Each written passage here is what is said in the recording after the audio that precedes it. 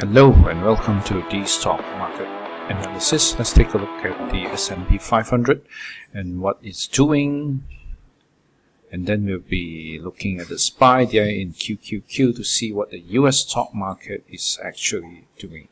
So the market has actually made a higher low here, and you can actually draw a downtrend line here to show us that the trend has already changed from bearish correction to bullish, and we can actually see that there is a support area here. The S&P 500 is doing well as it trades back above the 20 MA and 50 MA, but we still lack the bullish conditions where the S&P 500 trades above the 20 MA and 50 MA in this railroad track fashion, where the faster MA is above the slower MA. We want a bullish cross and see a nice rise like this, but it's giving you a very good indication that it wants to go higher. So watch this support area, watch this downtrend line, and if the S&P 500 manages to trade above this area, then if it manages to stay above this area, then most likely it's gonna move higher soon. Now there is some pocket of resistance of supply around here, which is why we are finding it difficult to move up higher. This supply needs to be absorbed, which is why we need some time, and if once this supply is absorbed, the market will move higher. Now the same thing is you can see in the SPY as well, that mimics the S&P 500. There is kind of supply here, and one thing good about it is trading kind of sideways in these 2 days, absorbing the supply here. Once it absorbs, we might probably see it move higher. So this is a support area which you want to see as well, and if the SPY manages to stay above the support area, most likely it's gonna move higher and make higher highs. Now Dow forms a double bottom at a very nice support area. This is a support area, a demand area, a double bottom, and it has actually traded back above this downtrend line, if you will. And this is the support area, the middle W here. If it continues to stay above this support area, most likely it's going to continue to move higher. Now what about the Qs? Qs also found support at this area here. You can see that stop dropping here. Nice drop, but though kind of Haramai form, bullish Haramai, and it's trading higher now, trying to absorb the supply around here. So this area is your immediate support. If it continues to stay above this support area, short-term support, most likely the supply will be absorbed and it's continue to move higher. Now semiconductor sectors are doing very well after having trying to break above this downtrend line.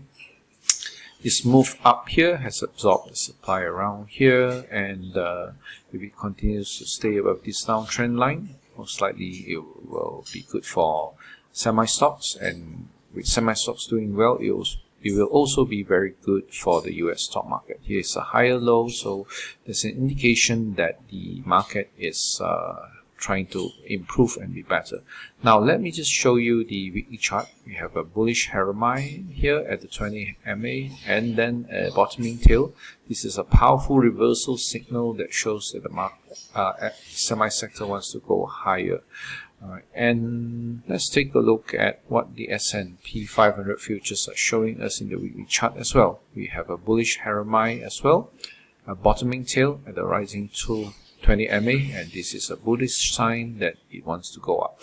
The problem is if it goes up here, you might see a double top, so there might be some correction as it reaches here, but if you can ignore the double top sign pattern, it's gonna break out higher and make new highs. So let's take a look at what gold is doing. Gold obviously is still in a very nice uptrend. This is a weekly chart. We might see a bullish flag, but let's go to the daily chart to see. It is still trading sideways here, trying to find support at this area. Now, if support continues to hold, it if it does not drop below this area, and if it stays above 20 MA, we might see it trade sideways before breaking higher. But if support does not hold, we might see it drop down to this area. So it's a slow, painful process these past 2 weeks, but it's something you should expect when there's a topping tail here, and that the gold market has gone higher by a lot. So some correction and breather is needed. What about crude oil futures? Well, definitely not very good. Drop below the 50 MA and 200 MA, and let me see if we can draw an uptrend line here. Yep, it's trying to find support at the uptrend line here. Well, if the support does not hold, then most likely it's going to continue to sell off higher. And lastly, let me take a look at Bitcoin. Bitcoin is, well, just dropped a little bit below support area here, but maybe it's trying to form a reverse head and shoulders. If it's able to stay above the highs of this lower left shoulder here, then most likely we can see it go back higher. Rising 200 MA points to long-term bullishness.